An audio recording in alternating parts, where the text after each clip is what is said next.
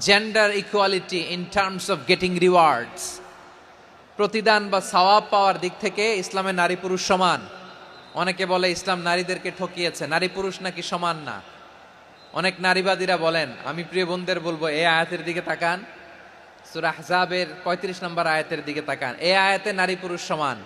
নেক কাজ করলে সওয়াব পাওয়ার ক্ষেত্রে পুরুষ যেমন নারীও তেমন। আল্লাহু আকবার। দান করলে পুরুষের যেমন সওয়াব, নারীরও তেমন সওয়াব। রোজা রাখলে পুরুষের যেমন সওয়াব, নারীরও তেমন সওয়াব। নাকি পুরুষ রোজা রাখলে বেশি সওয়াব, নারী রোজা রাখলে কম সওয়াব? হ্যাঁ, ব্যাপারটি কি এরকম না? ইকুয়াল। নেক কাজের সওয়াব বা প্রতিদান পাওয়ার দিক থেকে সবাই সমান, নারী কিংবা পুরুষ, কোনো পার্থক্য নাই। এ আয়াতে পুরুষের পাশাপাশি নারীদের কথা বিশেষভাবে বলা হয়েছে। এই আয়াতটি নাজিলের একটা প্রেক্ষাপট আছে, শানে নুজুল আছে। আমাদের প্রিয় আম্মাজান উম্মে সালামা রাদিয়াল্লাহু তাআলা আনহা, উনি একবার আল্লাহ রাসূল সাল্লাল্লাহু আলাইহি ওয়াসাল্লামকে বললেন, ইয়া নবী আল্লাহ, মালি আসমাউর রিজালা ইউযকারুনা ফিল কুরআন ওয়ান নিসাউ লা ইউযকারনা।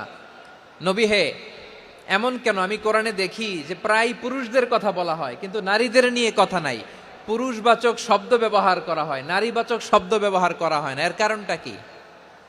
ফাআনজালাল্লাহু তাআলা হাযিহিল আয়া। এরপর আল্লাহ তাআলা উম্মে সালামা রাদিয়াল্লাহু তাআলা আনহার এই কথার প্রেক্ষিতে, তার এই অ্যাপিল, তার এই আবেদন, তার এই আকাঙ্ক্ষা পূরণের জন্য এই আয়াতটি নাজিল করেন। যে আয়াতে আল্লাহ তাআলা পুরুষবাচক শব্দের পাশাপাশি নারীবাচক শব্দও ব্যবহার করেছেন। যেমন ধরেন মুমিনিন, এটা বললে এর মধ্যে পুরুষও আছে নারীও আছে। মুসলিমিন, এটা বললে এর মধ্যে পুরুষও আছে নারীও আছে। কিন্তু এই আয়াতে আল্লাহ তাআলা মুসলিমিন বলার সাথে সাথে আবার বলেছেন মুসলিমাত। ইন্নাল মুসলিমিনা ওয়াল মুসলিমাতি ওয়াল মুমিনিনা ওয়াল মুমিনাতি ওয়াল কানিতিনা ওয়াল কানিতাতি। পুরুষবাচক শব্দের পাশাপাশি আবার এক্সট্রা নারীবাচক শব্দ ব্যবহার করেছেন। আলহামদুলিল্লাহ বলেন।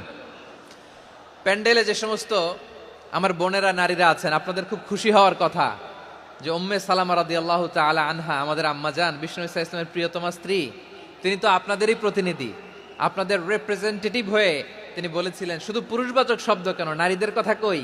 আল্লাহ তাআলা নারীদেরকে খুশি করবার জন্য তাদের এই আবেদনের প্রেক্ষিতে প্রতিটি শব্দ পুরুষবাচক শব্দ ব্যবহারের পাশাপাশি নারীবাচক শব্দ ব্যবহার করেছেন। আওয়াজ করে পড়েন আল্লাহু আকবার। তার মানে নেক আমল করলে, ভালো কাজ করলে, সৎ কর্ম করলে সেটাতে নারী আর পুরুষ সমান। পুরুষ ইবাদত করলে যেই সওয়াব, নারীরা করলেও সেই সওয়াব। পড়েন সুবহান।